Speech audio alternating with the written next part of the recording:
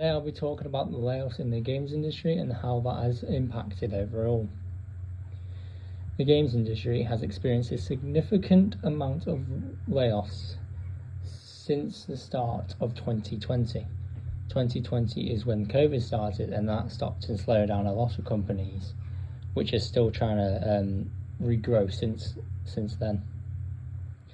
In 2024, it was estimated alone that job losses were up to 14,600. Again, this began in early 2020 and now has peaked to 2024, and evidently growing over doubling in 2025 January. While the games industry is still growing overall, these layoffs are impacting both established and other companies, affecting employees' projects and overall what they are making. The reason for this key factor is rising development costs.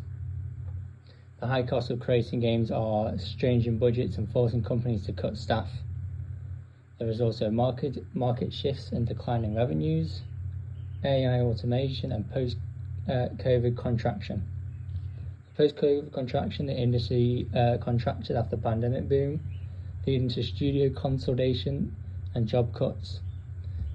From no companies getting any money, they had to lay off again people so they could maintain that and keep pushing with the games that they were making. With the market shifts, changes in gaming market and declining revenues have led to reconstruction and job losses, which I've just said, leading to the ability to unpay the workers for their time and efforts. And if they kept those people on, that they wouldn't be able to fund other things and get the game fully completed and sent out there for the public, and they would just have to keep pushing the game back whilst they're trying to figure out how they're going to sort their way around this. We can see this with Rockstar, with GTA. Probably they haven't told us, but it's probably impacted them quite a lot. Whether they've had to push the game back a couple times, now releasing in 2026, but leaks suggest that they could push it back even further. The other companies that are affected by this are companies such as Embracer Group, Unity Technologies, Microsoft Gaming, Electronic Arts, Sony Interactive Entertainment, Epic Games, Take-Two Interactive, Sega, Riot Games, and Ubisoft.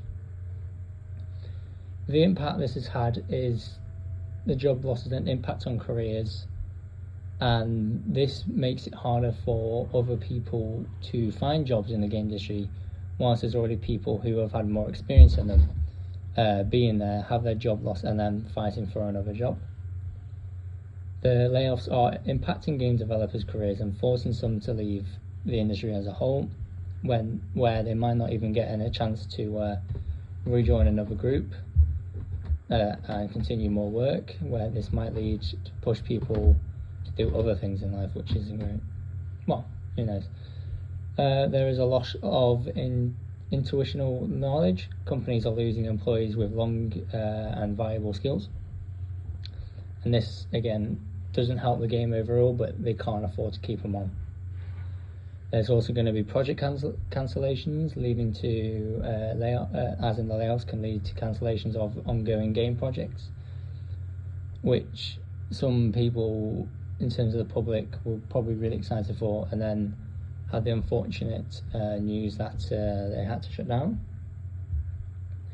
The ongoing layoffs create uncertainty and anxiety within the industry, making people have to work harder, quicker, and make sure everything's done, but they can't rely on a lot of other people that they used to, since not everyone, but most people that they knew are not on the project anymore, whether they can rely on them and help them push to what they want to do.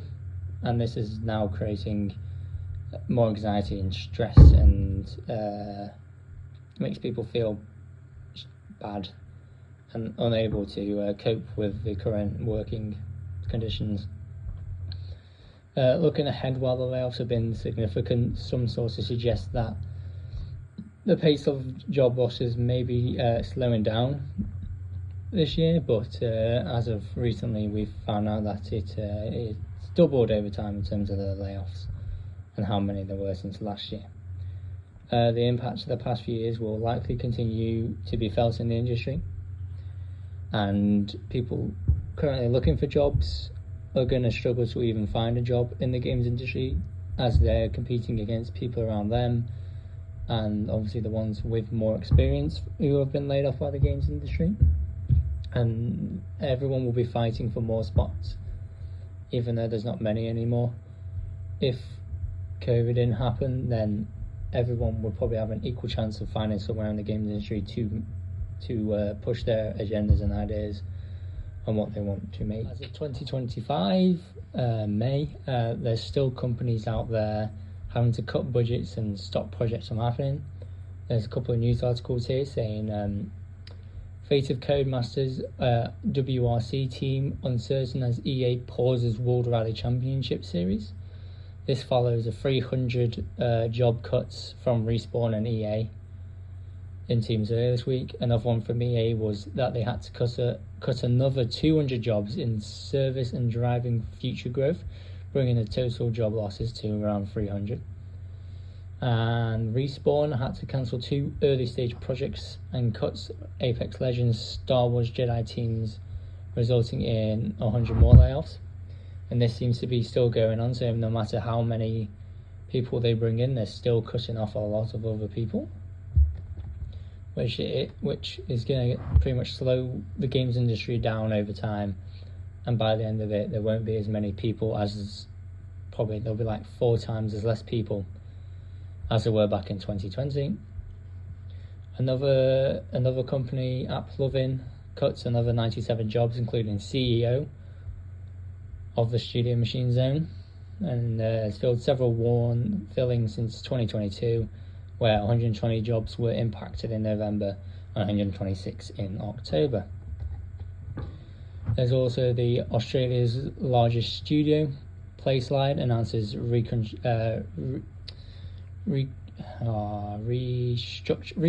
and job cuts, and it's just no sign of slowing down with the amount of jobs that are cut in. Hopefully we'll get to a point where jobs will just stop getting cut as a whole,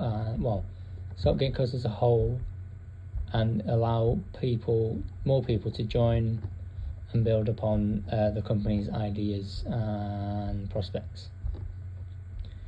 But as of today, job cuts are still going on, and it's still going to be an issue, with Microsoft having to lay off 3% of employees, and they do not know how it will affect gaming, as it is not clear at all.